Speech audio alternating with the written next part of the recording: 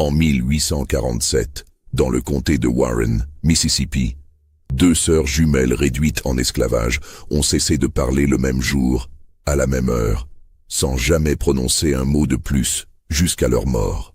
Ce silence parfait, maintenu pendant 21 années consécutives, a hanté 3 générations de propriétaires terriens et continue de troubler les rares historiens qui ont découvert leur existence dans des registres presque effacés par le temps. Mais ce qui rend leur histoire véritablement inexplicable, ce ne sont pas seulement les années de mutisme absolu, ce sont les dizaines de témoignages documentés affirmant que ces deux femmes, séparées par des distances considérables, semblaient partager quelque chose qui défiait toute explication rationnelle de leur époque. Avant de plonger dans cette histoire aussi étrange qu'inquiétante, abonnez-vous à la chaîne pour ne manquer aucun mystère historique troublant. Et dites-moi en commentaire de quelle ville vous nous écoutez en ce moment. Maintenant, remontons le cours du Mississippi jusqu'à une époque où certains secrets étaient plus précieux que la vie elle-même, où le silence pouvait devenir une arme plus puissante que tous les mots.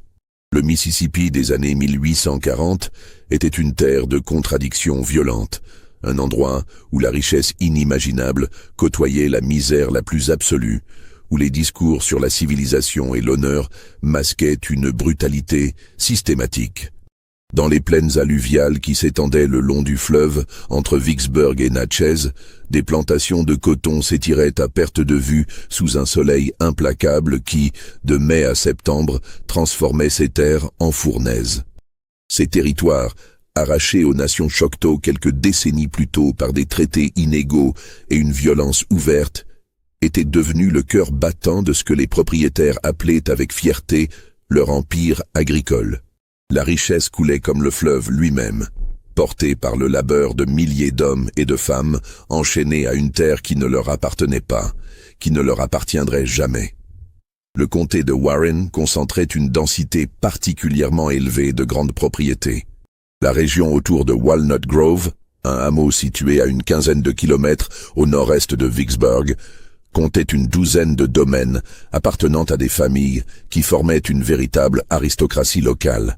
Les Pemberton, les Crawford, les Sutherland, les Caldwell, tous ces noms résonnaient avec autorité dans les cercles de pouvoir de la région. Ces dynasties terriennes se connaissaient toutes, mariaient leurs enfants entre elles, partageaient les mêmes prédicateurs méthodistes ou baptistes, les mêmes médecins itinérants, les mêmes notaires et surtout les mêmes secrets. Car dans ce monde où la fortune reposait sur l'exploitation systématique d'êtres humains réduits au statut de biens meubles, catalogués dans des registres à côté du bétail et des outils agricoles, les secrets étaient nombreux, sombres, et jalousement gardés derrière des façades de respectabilité chrétienne. La plantation Riverside s'étendait sur près de 800 hectares de terres fertiles bordant directement le fleuve Mississippi, propriété de la famille Caldwell depuis 1823, année où Silas Caldwell Senior, père de l'actuel propriétaire, avait acheté ces terres avec l'argent hérité de son beau-père marchand de Charleston. Elle employait 163 personnes, asservies au moment où notre histoire commence. Le domaine se composait de plusieurs zones distinctes. Les champs de coton qui occupaient la majeure partie des terres, des jardins potagers, des vergers, des pâturages pour le bétail, des ateliers de menuiserie et de forge, et naturellement la grande maison, imposante structure de style néo-grec, avec ses colonnes blanches et ses galeries ombragées, d'où l'on pouvait observer l'ensemble de la propriété. Les Caldwell n'étaient pas considérés comme les plus cruels des propriétaires de la région. Distinction douteuse qui revenait généralement aux Crawford, dont la plantation voisine était réputée pour des châtiments d'une brutalité exceptionnelle. Mais cette réputation relative de modération reposait davantage sur la discrétion calculée des Caldwell que sur une quelconque humanité véritable. Silas Caldwell, le patriarche, était un homme de 52 ans qui gérait son domaine avec la précision méticuleuse d'un comptable et la froideur méthodique d'un marchand de bétail. Il tenait des registres détaillés de chaque personne asservie, notant leur valeur monétaire, leur capacité de travail, leur état de santé, leur potentiel reproductif. Pour lui, l'esclavage n'était pas tant une question morale qu'une simple réalité économique qu'il fallait optimiser. Sa femme, Margaret, issue d'une famille de Charleston en Caroline du Sud, maintenait les apparences de piété et de dignité qui convenaient à son rang.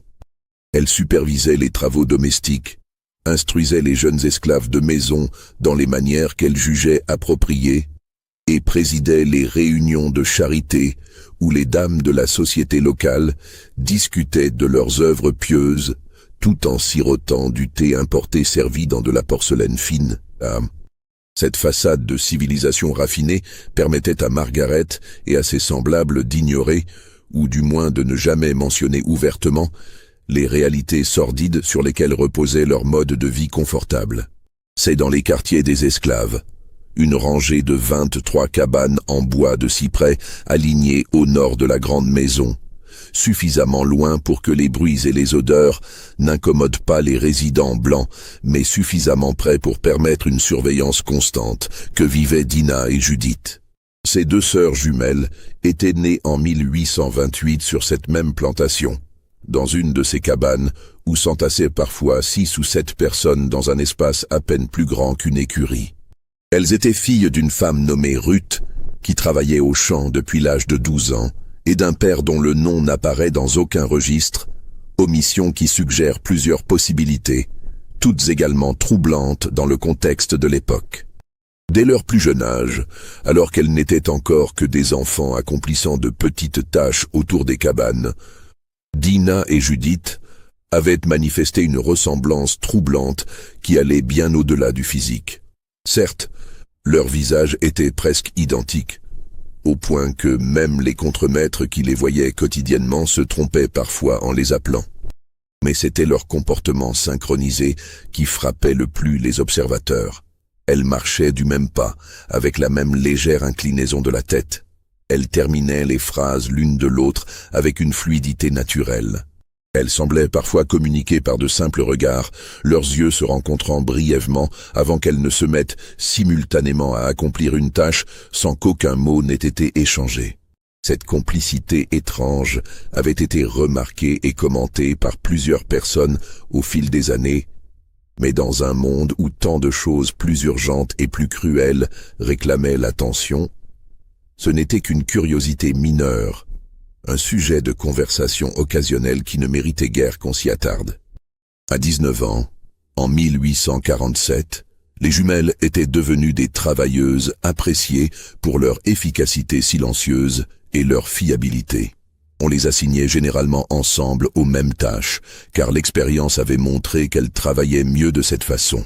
Pendant les longues saisons de croissance et de récolte du coton, qui s'étendaient du printemps jusqu'aux premières gelées, elles passaient leurs journées courbées dans les champs, leurs doigts devenant calleux et ensanglantés à force de cueillir les capsules épineuses.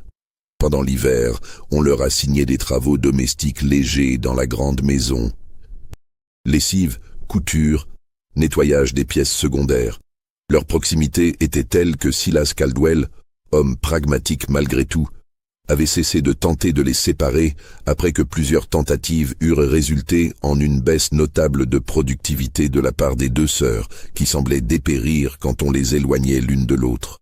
Le matin du 23 mars 1847 était un mardi ordinaire, en apparence semblable aux centaines d'autres matins qui l'avaient précédé. L'aube s'était levée dans une brume légère qui montait du fleuve, enveloppant la plantation d'une humidité poisseuse qui collait à la peau et imprégnait les vêtements d'une moiteur désagréable. Les jumelles s'étaient levées comme à l'accoutumée, réveillées par la cloche que l'on sonnait avant le lever du soleil pour signaler le début de la journée de travail. Elles avaient pris le maigre petit déjeuner de bouillie de maïs que l'on distribuait dans les quartiers, une nourriture monotone et insuffisante qui constituait l'essentiel de leur alimentation, et s'étaient dirigées vers les champs où l'on préparait déjà les terres pour la nouvelle saison de culture. La routine de la plantation suivait un rythme immuable, dicté par les saisons et les impératifs de la culture du coton.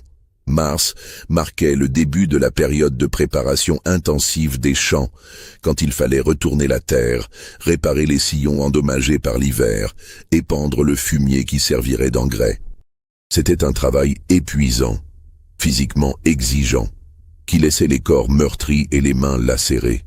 Mais c'était aussi un moment où, paradoxalement, une certaine forme de communauté pouvait se manifester parmi les travailleurs, réunis dans les champs, échangeant parfois quelques mots ou chansons de travail quand les contremaîtres n'étaient pas trop proches. Personne, ce matin-là, ne pouvait imaginer que cette journée ordinaire allait marquer le début d'un mystère qui entrait la plantation pendant plus de 2 décennies. Vers 10 heures ce matin-là, alors que le soleil avait déjà dissipé la brume matinale et commençait à chauffer l'air humide, Ezra Thompson, le contremaître blanc de Riverside, était venu inspecter les travaux de préparation des champs. Thompson était un homme sec et nerveux de 38 ans, avec un visage anguleux marqué par des années d'exposition au soleil et une disposition permanente à la méfiance. Il avait grandi pauvre dans les collines rocailleuses du nord du Mississippi, fils d'un fermier qui avait échoué à prospérer, et son poste de contremaître représentait pour lui une ascension sociale précaire qu'il défendait avec une vigilance parfois excessive. Connu pour sa rigueur mais aussi pour des accès de violence imprévisibles qui surgissaient sans avertissement comme des orages d'été, Thompson incarnait le type d'homme que le système esclavagiste produisait régulièrement. Ni particulièrement cruel par nature, ni particulièrement compatissant, mais déformé par un rôle qui exigeait de lui une dureté constante pour maintenir son autorité précaire. En passant près de la section où travaillaient Dina et Judith, inspectant l'alignement des sillons et la qualité du travail accompli, il remarqua que les 2 sœurs semblaient échanger des murmures au lieu de se concentrer uniquement sur leurs tâches. Dans l'absolu, ce n'était pas inhabituel. Les gens qui travaillaient ensemble parlaient naturellement, échangeaient des commentaires, se soutenaient mutuellement à travers les longues heures de labeur physique. Mais quelque chose dans l'attitude des jumelles ce matin-là attira l'attention négative de Thompson. Peut-être leur tête trop rapprochée, leur voix trop basse, donnant l'impression d'un secret partagé qui l'excluait, lui et son autorité.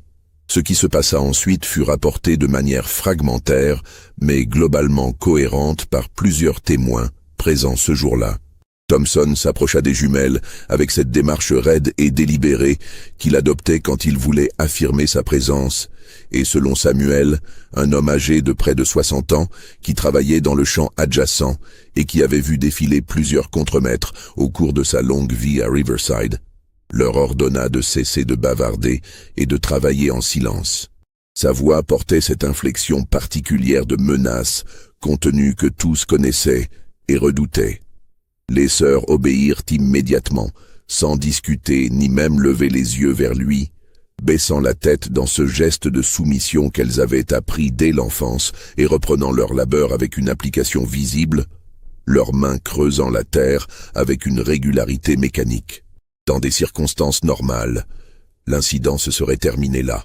Mais Thompson, peut-être de mauvaise humeur ce jour-là pour des raisons que personne ne connaissait ni n'osait demander, ou peut-être animé par quelque ressentiment obscur que personne ne put jamais expliquer clairement, ne s'éloigna pas comme il l'aurait normalement fait après avoir réaffirmé son autorité. Il resta là, planté à quelques pas des jumelles, les bras croisés sur sa poitrine, à les observer pendant plusieurs minutes qui durent sembler interminables aux 2 femmes. Il scrutait chacun de leurs gestes avec une attention minutieuse et hostile, cherchant peut-être une erreur, un prétexte, quelque chose qui justifierait sa présence continue et son attitude menaçante. Cette surveillance oppressante mettait mal à l'aise même les autres travailleurs des champs voisins, qui reconnaissaient dans le comportement de Thompson les signes avant-coureurs d'une explosion de violence dont ils avaient tous été témoins à divers moments. Puis, sans avertissement apparent, sans qu'aucune provocation réelle n'ait eu lieu, Thompson fit 3 pas rapides vers les sœurs et s'approcha de Judith, qui se trouvait être la plus proche de lui à ce moment-là. Il lui saisit brutalement le bras gauche, ses doigts s'enfonçant dans la chair avec une force qui laissa des marques bleues visibles pendant plusieurs jours et l'accusa d'avoir ralenti son rythme de travail, ce qui était manifestement faux aux yeux de tous les présents, qui avaient observé les jumelles travailler avec leur efficacité habituelle. Dina, obéissant à un instinct protecteur aussi naturel que la respiration, fit un pas vers sa sœur. Ce n'était pas une tentative de confrontation, pas un geste d'insolence délibéré. C'était simplement le mouvement automatique d'une personne qui voit quelqu'un qu'elle aime en danger. Mais dans le contexte rigide de la hiérarchie de la plantation, où même le plus petit geste d'un esclave envers un blanc pouvait être interprété comme une menace à l'ordre établi, ce simple pas déclencha une réaction disproportionnée chez Thompson. Il repoussa Judith violemment, la faisant trébucher en arrière et tomber lourdement dans la terre fraîchement retournée, ses mains plongeant dans le sol humide pour amortir sa chute. Puis Thompson se tourna vers Dina avec une rage soudaine dans les yeux, une colère qui parut excessive et presque déconnectée de la situation réelle à plusieurs témoins qui la décrivirent plus tard comme presque démoniaque dans son intensité. C'était comme si quelque chose en lui s'était brisé, libérant une violence qui n'avait rien à voir avec la discipline ou le maintien de l'ordre, mais relevait d'une frustration plus profonde, plus personnelle. Thompson saisit Dina par les deux épaules et la secoua avec force, ses mains agrippant le tissu grossier de sa robe, hurlant des accusations incohérentes sur l'insubordination, le manque de respect, la nécessité de leur apprendre leur place. Sa voix montait en volume et en hystérie, attirant l'attention d'autres travailleurs dans les champs environnants qui levèrent prudemment la tête pour observer la scène tout en continuant mécaniquement leurs gestes de travail, n'osant pas s'arrêter complètement. Judith se releva immédiatement, ses vêtements souillés de terre, pour venir en aide à sa sœur. Mais Thompson la repoussa de nouveau avec un mouvement violent du bras qui la fit retomber. C'est alors que Joshua, le chef d'équipe noire qui supervisait ce secteur sous les ordres directs de Thompson, et qui occupait cette position délicate d'intermédiaire entre les esclaves et le pouvoir blanc, intervint avec toute la prudence dont il était capable, s'approchant avec des gestes apaisants, suggérant respectueusement, avec la déférence extrême que sa position précaire exigeait, que les jumelles retournent au travail et que l'incident soit considéré comme clos, que la leçon avait été donnée et comprise. Thompson, le visage cramoisi et les veines de son cou gonflées par la rage, fixa Joshua pendant un long moment qui sembla se prolonger indéfiniment. Puis, aussi soudainement que sa colère était apparue, elle se transforma en quelque chose de plus froid, de plus calculé. Un sourire lent se dessina sur ses lèvres, un sourire qui glaça le sang des personnes présentes, parce qu'il signalait non pas un apaisement, mais une décision prise, une punition choisie, qui serait peut-être pire que la violence physique immédiate. Thompson annonça alors, avec une voix redevenue calme mais chargée de malveillance, que Dina et Judith seraient séparées dès le lendemain matin. Ce n'était pas une suggestion, c'était un décret. Dina serait envoyée travailler dans les écuries, à l'autre extrémité de la plantation, loin des champs et loin de sa sœur. Judith resterait où elle était, sous sa surveillance directe. Cette séparation, décréta-t-il en regardant les deux femmes avec satisfaction, leur apprendrait à se concentrer sur leur travail plutôt que sur leur bavardage de sœurs, leur enseignerait que leur relation ne comptait pour rien face à l'autorité de leur supérieur. Le reste de la journée se déroula dans un silence pesant et oppressant, qui sembla s'étendre bien au-delà des jumelles pour affecter toute la section du champ. Les autres travailleurs, conscients qu'ils avaient assisté à quelque chose de cruel même selon les standards habituels de la plantation, échangèrent des regards discrets, mais n'osaient faire aucun commentaire à voix haute. Dina et Judith terminèrent leur travail sans échanger un seul mot, sans même se regarder directement, comme si elles avaient instinctivement compris que toute manifestation de leur proximité ne ferait qu'aggraver leur situation. Mais tous ceux qui les observèrent attentivement ce jour-là, et plusieurs personnes le firent, avec une attention inhabituelle, sachant ce qui les attendait le lendemain, remarquèrent quelque chose d'étrange et de troublant dans leur attitude. Ce n'était pas de la peur ordinaire, celles qu'on pouvait lire sur les visages de personnes punies ou menacées. Ce n'était même pas de la résignation, cette acceptation amère mais pragmatique du sort qu'imposait le système. C'était quelque chose de différent, de plus profond, de plus déconcertant. Une sorte de calme absolu, presque surnaturel, comme si une décision silencieuse et définitive avait été prise entre elles. Une décision dont la nature et les implications échappaient complètement aux observateurs extérieurs. Le soir venu, quand la cloche sonna à la fin de la journée de travail et que les gens retournèrent épuisés vers les cabanes pour le repas du soir et quelques heures de repos avant que tout ne recommence. Dans la cabane que Dina et Judith partageaient avec 4 autres femmes, les 2 sœurs s'assirent côte à côte sur leur paillasse commune, ce mince matelas de paille usé qui constituait leur uni que espace personnel dans le monde. Anna, une femme plus âgée qui vivait avec elle depuis des années et qui avait développé pour les jumelles une affection presque maternelle, raconta plus tard qu'elle avait vu les 2 sœurs se tenir les mains pendant des heures, assises parfaitement immobiles dans la pénombre de la cabane éclairée seulement par une bougie vacillante, leurs regards fixés droit devant elles dans le vide, leurs lèvres remuant silencieusement et continuellement, comme si elles récitaient une prière interminable ou un serment que personne d'autre ne pouvait entendre ni comprendre. Les autres femmes de la cabane, mal à l'aise devant cette scène étrange, tentèrent d'abord de leur parler, de les consoler, de leur offrir les mots de réconfort limités qu'elles pouvaient donner face à l'injustice quotidienne de leur existence. Mais Dina et Judith ne répondirent pas, ne réagirent même pas à leur voix. Elles restèrent dans leur transe silencieuse jusqu'à ce que la fatigue physique finisse par les emporter et qu'elles s'endorment, toujours serrées l'une contre l'autre, leurs mains toujours jointes. Le lendemain matin, mercredi 24 mars, quand Joshua vint chercher Dina peu après l'aube pour l'emmener aux écuries où elle commencerait sa nouvelle affectation, elle se leva sans résistance, sans protestation, avec une docilité qui était plus troublante qu'une rébellion ouverte aurait pu l'être. Les 2 sœurs se regardèrent une dernière fois avant que Dina ne franchisse le seuil de la cabane. Ce regard dura peut-être 5 secondes, peut-être 10. Aucun mot ne fut échangé. Aucune expression dramatique ne traversa leur visage. Mais quelque chose passa entre elles dans ce moment. Quelque chose d'aussi tangible qu'un courant électrique. Quelque chose que tous les témoins présents ressentirent sans pouvoir le nommer ni l'expliquer. Une connexion si intense qu'elle semblait charger l'air ambiant d'une tension palpable.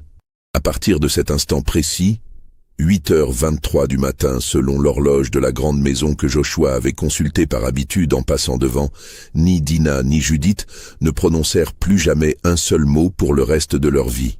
Les premiers jours du silence des jumelles furent attribués à un chagrin compréhensible causé par leur séparation forcée. C'était une explication rassurante qui permettait à chacun de comprendre leur comportement dans un cadre familier d'émotions humaines ordinaires. Après tout, les sœurs avaient été inséparables depuis leur naissance, partageant non seulement le même espace physique mais aussi, semblait-il, un monde intérieur commun. Qu'elles soient profondément affectées par leur séparation paraissait naturel, presque inévitable.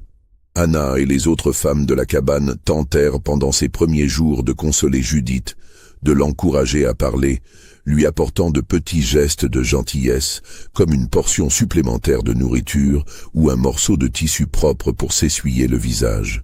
Elle lui parlait doucement le soir, partageant des histoires, des souvenirs, essayant de percer le mur de silence qu'elle avait érigé autour d'elle.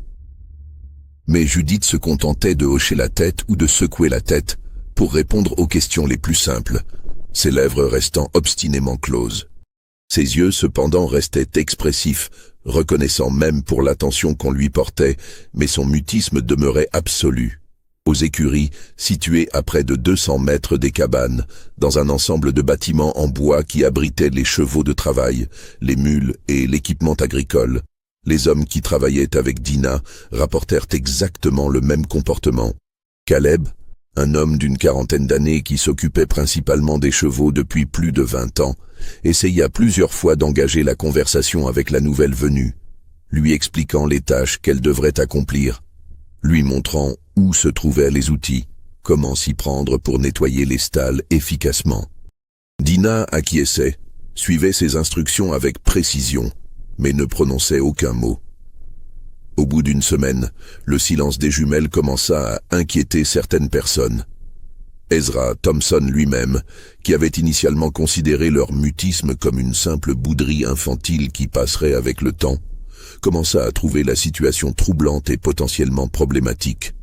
Un esclave qui refusait de parler pouvait être perçu comme un signe de rébellion, même silencieuse, et Thompson savait que laisser une telle insubordination s'installer sans réaction pourrait miner son autorité.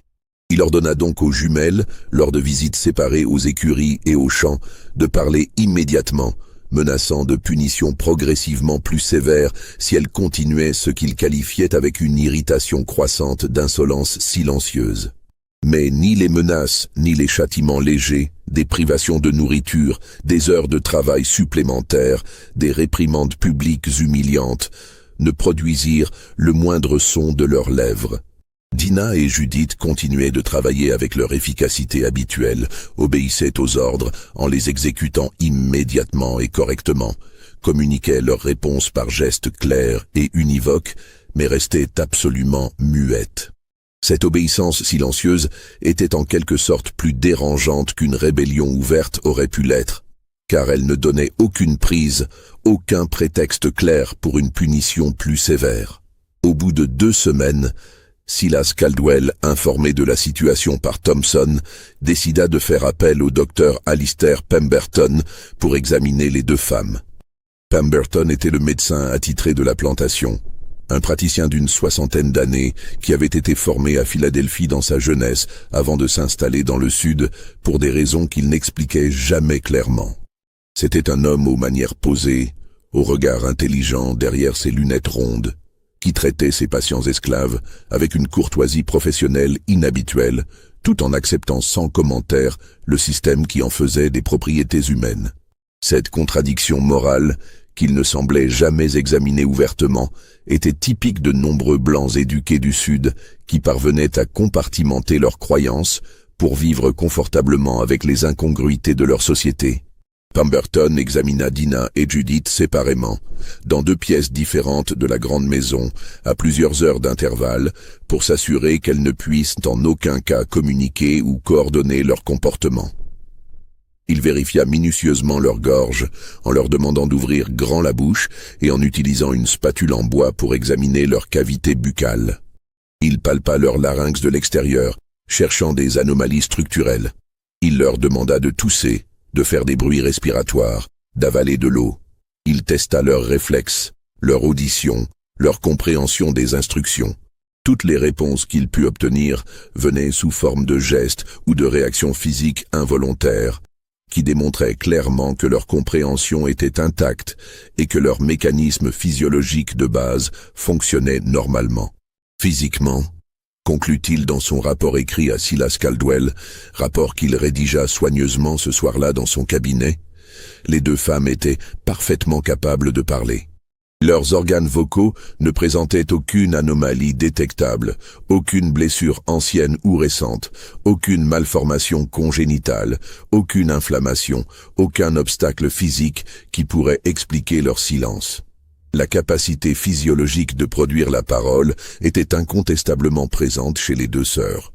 Leur mutisme devait donc être, selon son diagnostic prudent, de nature psychologique ou volontaire plutôt que physique. Cette conclusion, loin de rassurer qui que ce soit, ne fit qu'approfondir le malaise qui commençait à s'installer autour des jumelles comme une brume persistante. La question que tout le monde se posait maintenant était plus troublante que celle d'une simple maladie physique. Comment 2 sœurs, séparées physiquement et examinées indépendamment, sans aucune possibilité de communication entre elles depuis leur séparation initiale, pouvaient-elles présenter exactement le même mutisme volontaire parfaitement synchronisé? Les cabanes où logeaient Judith et les écuries où travaillait Dina se trouvaient à près de 200 mètres l'une de l'autre, suffisamment loin pour que même des cris ne puissent porter d'un endroit à l'autre. De plus, leurs horaires de travail avaient été délibérément décalés par Thompson pour s'assurer qu'elles ne se croisent jamais même de loin, même par hasard. Pourtant, leur silence était parfaitement synchronisé, leur comportement rigoureusement identique, leur réaction aux tentatives de les faire parler exactement parallèles. Au fil des semaines puis des mois, les rumeurs commencèrent à circuler dans les quartiers des esclaves avec cette intensité particulière que prennent les histoires quand elles touchent à quelque chose d'inexplicable. Certains disaient que les jumelles avaient fait un pacte avec quelque puissance invisible pendant cette nuit passée à se tenir les mains avant leur séparation. D'autres murmuraient qu'elles avaient été maudites par une vieille femme venue de Louisiane, où les pratiques vaudou héritées d'Haïti et de l'Afrique de l'Ouest étaient encore courantes et respectées. Quelques-uns suggéraient que le silence des sœurs était une forme de magie africaine transmise secrètement de génération en génération, un pouvoir ancestral que les maîtres blancs ne pouvaient comprendre ni briser parce qu'il appartenait à un monde spirituel auquel ils n'avaient pas accès. Mais Hannah, qui connaissait les jumelles depuis leur enfance et qui avait passé d'innombrables soirées à les observer grandir dans la cabane qu'elles partageaient toutes, offrait une explication différente à ceux qui voulaient vraiment l'entendre. Selon elle, dans ces moments où elle acceptait de partager ses réflexions avec quelques femmes de confiance, Dina et Judith avaient simplement décidé que les mots appartenaient au monde des maîtres, ce monde de commandements, de menaces, de transactions commerciales où des êtres humains étaient achetés et vendus comme du bétail. En refusant de parler, expliquait Anna avec une sagesse née de décennies d'observation patiente, elle se retirait dans un espace intérieur où personne ne pouvait les atteindre ni les posséder complètement. On pouvait posséder leur corps, leur temps, leur travail, mais pas cette partie d'elle-même qui s'était réfugiée dans le silence. Leur mutisme n'était pas une malédiction extérieure, mais un sanctuaire qu'elles avaient construit de leur propre volonté. Cette interprétation, aussi poétique et séduisante fût-elle, ne satisfaisait pas tout le monde. Car le silence des jumelles avait quelque chose d'absolu, de presque surnaturel dans sa perfection impeccable. Pendant les mois et les années qui suivirent, pas une seule fois, elle ne pousserait un cri de douleur lorsqu'elle se blessait au travail. Ce qui arrivait régulièrement, comme pour tous les travailleurs. Aucun gémissement ne leur échappait quand elles étaient malades ou épuisées. Aucun soupir audible ne trahissait leurs émotions. Même dans le sommeil, rapportaient leurs compagnes de cabane et les hommes qui dormaient dans les quartiers proches des écuries, elles ne parlaient jamais, alors que tant d'autres murmuraient des rêves ou criaient dans leurs cauchemars, libérant dans l'inconscience ce qu'ils devaient taire pendant le jour. En 1849, 2 ans après le début de leur silence obstiné, Ruth, la mère des jumelles, tomba gravement malade. C'était une pneumonie qui s'était déclarée après qu'elle eût été surprise par une pluie froide de mars pendant qu'elle travaillait au champ, ses vêtements trempés lui collant à la peau pendant des heures avant qu'elle ne puisse se changer. La maladie s'aggrava rapidement malgré les tentatives rudimentaires de soins prodigués par Pemberton, qui disposait de peu de moyens efficaces contre les infections pulmonaires graves. La fièvre montait, la toux devenait de plus en plus pénible, la respiration de plus en plus laborieuse. Dans les derniers jours de sa vie, sachant qu'elle ne se rétablirait pas, Ruth fut autorisée par une concession inhabituelle de Margaret Caldwell, qui pouvait occasionnellement faire preuve d'une certaine humanité distante, à voir ses filles. On amena Dina et Judith à son chevet dans la petite infirmerie des esclaves. Une cabane isolée légèrement à l'écart des autres, où l'on gardait les malades contagieux pour éviter que leur maladie ne se propage et ne décime la main-d'œuvre, causant des pertes économiques à la plantation. Plusieurs personnes étaient présentes ce jour-là et témoignèrent plus tard de la scène déchirante qui se déroula. Ruth, affaiblie par la fièvre qui consumait son corps et par la toux qui déchirait ses poumons, se redressa légèrement sur sa paillasse avec l'aide de Hannah et tendit ses mains tremblantes vers ses filles. Elle leur parla longuement, sa voix à peine audible, entrecoupée de quintes de toux douloureuses, leur demandant avec une intensité désespérée de lui parler une dernière fois, de prononcer ne serait-ce qu'un seul mot pour apaiser son cœur de mère avant qu'elle ne parte rejoindre ses ancêtres. Elle leur rappelait leur enfance, les berçait avec des souvenirs, leur disait tout son amour, les suppliait de ne pas la laisser mourir dans ce silence. Dina et Judith s'agenouillèrent de chaque côté du lit étroit, prenant chacune une main de leur mère mourante. Des larmes coulaient abondamment sur leurs joues, traçant des sillons humides sur leur peau. Leur corps tremblait, visiblement d'émotion. On pouvait voir à leurs visages contractés qu'elles étaient déchirées intérieurement. Mais leurs lèvres, malgré tout, restèrent absolument closes. Ruth mourut le lendemain à l'aube, sans avoir entendu la voix de ses filles une dernière fois, emportant avec elle le chagrin de cette absence finale. Cet événement marqua profondément non seulement les jumelles elles-mêmes, mais toute la communauté des esclaves de Riverside. Beaucoup considérèrent que si les sœurs n'avaient pas brisé leur silence même pour leur mère mourante qui les implorait avec ses dernières forces, alors leur mutisme était effectivement quelque chose d'absolu, quelque chose qui dépassait l'entendement ordinaire et les obligations familiales les plus sacrées. Ce n'était plus simplement de l'entêtement ou une forme de protestation. C'était un engagement si profond qu'il primait même sur l'amour filial et le désir naturel de consoler une mère agonisante. Certains commencèrent à les éviter activement, mal à l'aise devant cette détermination qu'ils percevaient comme inhumaine dans sa rigidité absolue. D'autres, au contraire, développèrent pour elles une forme de respect mêlé de crainte, les voyant comme des êtres qui avaient accédé à un niveau de volonté et de contrôle de soi qui dépassait ce dont les personnes ordinaires étaient capables. Les jumelles devinrent des figures à part dans la communauté, ni complètement intégrées, ni complètement exclues, entourées d'un halo de mystère qui grandissait avec chaque mois de silence maintenu. Les années passèrent dans cette routine étrange. Silas Caldwell mourut en 1852 d'une attaque cérébrale et son fils aîné, Richard Caldwell, hérita de la plantation. Richard, âgé de 30 ans, avait été éduqué dans le Nord et revenait avec des idées qu'il qualifiait de progressistes sur la gestion des esclaves. Il licencia Ezra Thompson, dont la réputation de cruauté était devenue embarrassante, et le remplaça par un contremaître plus jeune nommé William Garrett. Garrett, curieux de connaître l'histoire de tous les travailleurs sous sa supervision, découvrit rapidement le cas des jumelles silencieuses. Il demanda à Richard Caldwell la permission de tenter une approche différente avec elles. Au lieu de les punir ou de les menacer, il leur offrit de petites récompenses pour chaque jour de travail bien fait. Il leur parlait avec respect, leur posait des questions auxquelles elles pouvaient répondre par oui ou non. Cette stratégie ne brisa pas leur silence, mais établit une communication fonctionnelle. Dina et Judith répondaient gestuellement, participaient aux tâches collectives, continuaient de travailler avec efficacité. Mais elles ne parlaient toujours pas. En 1856, une épidémie de fièvre typhoïde frappa la plantation. Plusieurs personnes moururent, dont un enfant qui partageait la cabane de Judith. Pendant toute l'épidémie, les jumelles, qui auraient dû être parmi les plus exposées, ne tombèrent jamais malades.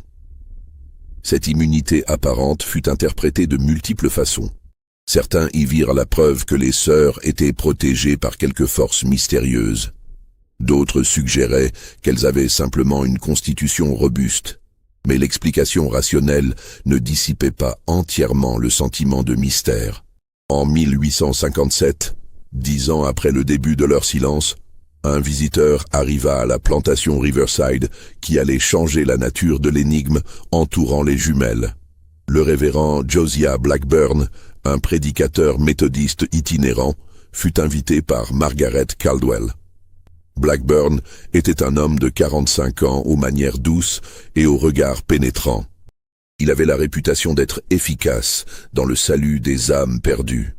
Margaret lui parla du cas des jumelles silencieuses, espérant qu'une intervention religieuse pourrait résoudre ce mystère persistant. Le révérend passa 3 jours à Riverside. Dina et Judith furent parmi ceux qu'il rencontra séparément dans la petite chapelle de la plantation. Ce qui se passa exactement ne fut jamais divulgué publiquement. Cependant, après son départ, Blackburn écrivit une longue lettre à Margaret Caldwell. Cette lettre, retrouvée dans les archives familiales plus d'un siècle plus tard, offre un aperçu troublant. Blackburn écrivait qu'il avait tenté par tous les moyens spirituels d'encourager les jumelles à parler. Ni Dina ni Judith n'avaient réagi. Ce qui troublait le plus Blackburn, c'était une impression qu'il avait eue lors de ces entretiens. Il avait le sentiment que les jumelles communiquaient entre elles, malgré leur séparation physique, comme si leurs pensées traversaient les murs. Cette sensation n'avait aucun fondement rationnel, mais elle était si forte qu'il en avait perdu plusieurs fois le fil de son discours. Blackburn concluait en suggérant que le silence des jumelles n'était peut-être pas une question de volonté individuelle, mais quelque chose de plus complexe, lié à leur nature gémellaire. Mais il ajoutait qu'il valait mieux accepter le mystère comme une manifestation de la volonté impénétrable de Dieu. Cette lettre circula discrètement parmi l'élite des planteurs. Elle attira l'attention du docteur Cornelius Ashton, un médecin de Natchez qui s'intéressait aux phénomènes médicaux inhabituels. En 1858, Ashton obtint la permission d'examiner les jumelles et de mener une série d'expériences. Les expériences d'Ashton, documentées dans son journal, durèrent 2 semaines. Il tenta divers stimuli destinés à provoquer une réaction vocale. Aucune tentative ne produisit le moindre son. Plus intrigante encore, Ashton tenta une expérience élaborée. Il fit venir Dina dans une pièce sans explication. Puis, hors de portée auditive, il fit administrer à Judith une piqûre douloureuse à l'avant-bras. Au moment où l'aiguille perça la peau de Judith, Dina porta instinctivement sa main à son propre avant-bras, au même endroit. Ashton répéta l'expérience en inversant l'ordre, avec les mêmes résultats. Troublé mais toujours sceptique, le médecin chercha des explications alternatives. Même après avoir pris des précautions supplémentaires, le phénomène persistait. Dans son journal, Ashton écrivit qu'il se trouvait confronté à quelque chose qui défiait ses cadres conceptuels. Il évoquait les théories du magnétisme animal, les spéculations sur les fluides nerveux, mais rien ne fournissait d'explication satisfaisante. Finalement, Ashton conclut que les jumelles partageaient une forme de connexion physiologique inexpliquée, peut-être liée à leur développement embryonnaire commun. Il suggérait que leur mutisme pouvait être une manifestation de cette connexion. Ashton publia un article dans le Southern Medical Journal en 1859, intitulé « Sur un cas remarquable de mutisme volontaire synchronisé chez des sœurs jumelles ». L'article attira une attention modérée dans les cercles médicaux. Mais pour la communauté de Riverside, l'article scientifique ne changeait rien. Dina et Judith continuaient leur vie silencieuse, maintenant entre elles une connexion que personne ne pouvait pénétrer. La guerre civile américaine éclata en 1861. Le Mississippi rejoignit la Confédération et la vie à Riverside fut profondément affectée. Richard Caldwell s'engagea dans l'armée confédérée, laissant sa mère Margaret et sa jeune épouse Emily gérer la plantation. La guerre apporta des privations, de l'incertitude et une tension constante. De nombreux esclaves fuirent vers les lignes de l'Union. Riverside perdit près du tiers de sa main-d'œuvre entre 1861 et 1863. Dina et Judith ne tentèrent jamais de s'enfuir. Hannah offrait une explication plausible. Les jumelles étaient tellement liées l'une à l'autre que l'idée de la séparation définitive que pourrait entraîner une fuite ratée les terrifiait plus que l'esclavage. En juillet 1863, les forces de l'Union assiégèrent Vicksburg. Le siège dura 47 jours. La plantation Riverside échappa aux destructions directes, mais le passage des troupes marqua profondément tous les habitants. C'est pendant cette période qu'un incident lia à jamais le destin des jumelles à un nouveau mystère. Un soir de septembre 1863, William Garrett, le contremaître, fut retrouvé mort dans les écuries. Il avait été frappé à la tête avec un objet contondant. Le meurtre provoqua une panique. L'idée qu'un esclave ait pu tuer un homme blanc était terrifiante pour les propriétaires et dangereuse pour la communauté noire. Une enquête fut menée par le shérif Clayton Foster. Les témoignages ne permirent pas d'identifier un coupable. Ce qui troubla l'enquête fut le témoignage de Moses, qui avait découvert le corps. Moses affirma avoir vu Dina quitter les écuries peu avant. Interrogée, Dina admit être allée aux écuries pour récupérer un harnais. Elle n'avait rien vu d'inhabituel. Mais quelque chose dans son attitude inquiéta Foster. Il interrogea également Judith, qui travaillait à 1 kilomètre des écuries. Les réponses gestuelles de Judith furent parfaitement cohérentes avec celles de sa sœur. Trop cohérentes. Comment Judith pouvait-elle savoir exactement ce que Dina avait dit si elle n'avait pas communiqué? Face à l'impossibilité de prouver quoi que ce soit, Foster clôtura l'affaire en la qualifiant de meurtre commis par un inconnu profitant du chaos de la guerre. Au sein de Riverside, des doutes persistaient. Certains croyaient que Dina avait tué Garrett, peut-être en légitime défense. D'autres pensaient qu'elle était innocente, mais que son silence la rendait suspecte. Quelques-uns murmuraient des théories plus étranges, que les jumelles partageaient non seulement leurs pensées, mais aussi leurs actions. La guerre se termina en avril 1865 avec l'émancipation. Mais la liberté, dans le chaos de la reconstruction, était précaire. Dinah et Judith restèrent à Riverside, travaillant comme employés salariés. En 1867, Richard Caldwell mourut de tuberculose. La plantation passa sous le contrôle de sa veuve Emily et de Margaret. C'est alors qu'un nouveau personnage entra en scène, quelqu'un qui allait jouer un rôle crucial dans l'épilogue de l'histoire des jumelles. Le révérend Abraham Turner était un prédicateur noir qui avait été lui-même réduit en esclavage jusqu'à l'émancipation. Formé clandestinement à la lecture par un maître bienveillant en Virginie, Turner avait développé un don exceptionnel pour l'oratoire et la théologie. Après la guerre, il parcourait le Sud en aidant les communautés noires nouvellement libérées à s'organiser, à créer des écoles et à établir des églises indépendantes. Turner arriva dans la région de Walnut Grove en octobre 1862 avec le projet d'établir une église baptiste pour la population noire locale. Il loua une petite parcelle de terre et commença à organiser des assemblées le dimanche. Sa réputation d'homme sage et compatissant se répandit rapidement, et bientôt des gens venaient de plusieurs plantations environnantes pour l'entendre prêcher. Anna, maintenant âgée de près de 70 ans, parla à Turner des jumelles silencieuses.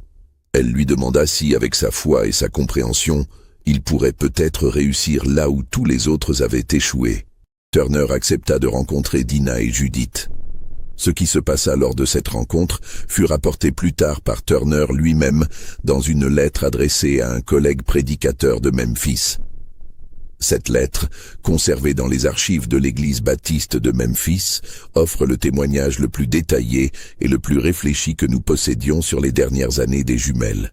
Turner écrivait qu'il avait rencontré les sœurs un dimanche après-midi dans la petite église qu'il avait établie. Contrairement aux tentatives précédentes du révérend Blackburn, Turner ne chercha pas à briser leur silence par la théologie ou les arguments moraux. Au lieu de cela, il leur parla de liberté. Pas seulement la liberté légale qu'elles avaient acquise, mais la liberté intérieure, la liberté de l'esprit. Il leur dit qu'il comprenait que leur silence était une forme de résistance, un sanctuaire qu'elles avaient créé ensemble dans un monde qui avait tenté de les posséder complètement. Il respectait ce choix. Mais il voulait aussi qu'elles sachent que la résistance pouvait prendre d'autres formes maintenant que les chaînes légales étaient brisées. Les jumelles, alors âgées de 34 ans, l'écoutèrent avec une attention intense. Turner remarqua que leurs yeux étaient humides, mais aucune larme ne coula. Elles se tenaient les mains, comme elles l'avaient fait ce premier soir de leur mutisme, 20 ans auparavant. Turner leur posa alors une question qu'aucun autre ne leur avait jamais posée. Il ne leur demanda pas pourquoi elles ne parlaient pas. Il leur demanda si leur silence les rendait heureuses. Cette question sembla les surprendre. Elles se regardèrent longuement, et Turner eut l'impression étrange qu'elles se parlaient réellement à travers ce regard, échangeant des pensées complètes dans le silence. Puis Dina, pour la première fois depuis 20 ans, ouvrit la bouche. Mais au lieu de parler, elle sourit. Un sourire doux et triste qui contenait toute la complexité de leur histoire. Judith sourit de la même manière, au même instant. Turner comprit alors quelque chose que tous les autres avaient manqué. Le silence des jumelles n'était pas une prison. Ce n'était pas non plus simplement une résistance. C'était une forme de communion, une manière d'exister ensemble dans un espace que personne d'autre ne pouvait pénétrer. Dans un monde qui les avait séparés physiquement, qui avait tenté de les traiter comme des individus isolés et possédables, elles avaient créé un lien qui transcendait le langage ordinaire. Leur mutisme était leur amour. Turner écrivait dans sa lettre qu'il avait quitté cette rencontre avec un sentiment mêlé de mélancolie et d'émerveillement. Ils n'avaient pas brisé leur silence, et il comprenait maintenant qu'il ne fallait pas le briser. Ce silence était sacré à sa manière, un mystère humain qui méritait le respect plutôt que l'intrusion. Les mois suivants, Dina et Judith assistèrent régulièrement au service de Turner. Elles participaient aux hymnes en bougeant leurs lèvres sans émettre de son, une forme de chant silencieux qui troublait et émouvait ceux qui les observaient. Elles devinrent des membres respectés de la petite communauté ecclésiale, leur présence silencieuse acquérant une qualité presque méditative. En mars 1863, 21 ans exactement après le début de leur mutisme, Judith tomba malade. C'était une fièvre qui s'aggrava rapidement en pneumonie. Le docteur local, un jeune praticien récemment arrivé qui n'avait jamais entendu parler de l'histoire des jumelles, fit de son mieux pour la soigner. Mais les antibiotiques n'existaient pas encore, et la médecine de l'époque était largement impuissante face aux infections graves. Dina resta au chevet de sa sœur jour et nuit. Anna, qui aidait à soigner Judith, raconta plus tard que les deux sœurs se tenaient les mains sans interruption, leurs yeux fixés l'un sur l'autre, comme si elles se transmettaient force et réconfort à travers ce contact. Turner vint prier avec elle. Il remarqua que Dina semblait aussi affaiblie que Judith, bien qu'elle ne présentât aucun symptôme de maladie. Elle maigrissait au même rythme, pâlissait de la même manière, comme si la maladie de sa sœur l'affectait directement. Judith mourut le 23 mars 1863, à l'aube, exactement 21 ans jour pour jour, après leur silence. Dans ces derniers instants, selon Anna qui était présente, elle ouvrit les yeux et regarda sa sœur avec une intensité terrible. Ses lèvres remuèrent, comme si elle allait enfin parler. Mais aucun son ne sortit. Elle ferma les yeux et s'éteignit paisiblement, sa main toujours serrée dans celle de Dina. Dina survécut à sa sœur exactement 16 jours. Elle ne montra aucun signe de maladie physique. Elle simplement cessa de manger, refusant toute nourriture qu'on lui proposait. Elle restait assise dans la cabane qu'elle avait partagée avec Judith, fixant le mur, ses lèvres remuant silencieusement dans ce qui ressemblait à une conversation continue avec une présence invisible. Le révérend Turner la visita plusieurs fois pendant ces derniers jours. Il lui parla doucement, essayant de la réconforter, de lui faire comprendre que sa sœur aurait voulu qu'elle continue à vivre. Mais Dina semblait à peine consciente de sa présence. Elle était déjà ailleurs, dans cet espace qu'elle avait partagé avec Judith pendant 21 ans. Elle mourut dans son sommeil le 8 avril 1863. Elle avait 35 ans. Anna et quelques autres femmes de la communauté préparèrent les deux corps pour l'enterrement. Turner officia une cérémonie simple mais émouvante dans le petit cimetière noir qui avait été établi près de l'église. Une trentaine de personnes assistèrent aux funérailles, des gens qui avaient connu les jumelles, qui avaient été troublés par leur silence, qui avaient spéculé sur leur mystère, mais qui tous, finalement, avaient été touchés par leur histoire. Turner prononça un sermon sur l'amour qui transcende les mots, sur les liens qui existent au-delà du langage, sur les mystères de l'âme humaine que nous ne comprendrons jamais complètement. Il ne tenta pas d'expliquer le silence des jumelles. Il se contenta de célébrer leur vie et leur fidélité l'une envers l'autre. On enterra Dina et Judith côte à côte dans deux tombes simples marquées par des pierres de bois qui se désintégrèrent avec le temps. Aujourd'hui, plus d'un siècle et demi plus tard, Personne ne sait exactement où se trouve leur sépulture. Le cimetière existe toujours, envahi par les herbes et les arbustes, mais les marqueurs ont disparu depuis longtemps. La plantation Riverside elle-même n'existe plus. Les bâtiments furent abandonnés dans les années 1920, puis démolis. Les champs sont maintenant recouverts de forêts secondaires. Il ne reste pratiquement aucune trace physique de ce monde qui fut celui de Dina et Judith.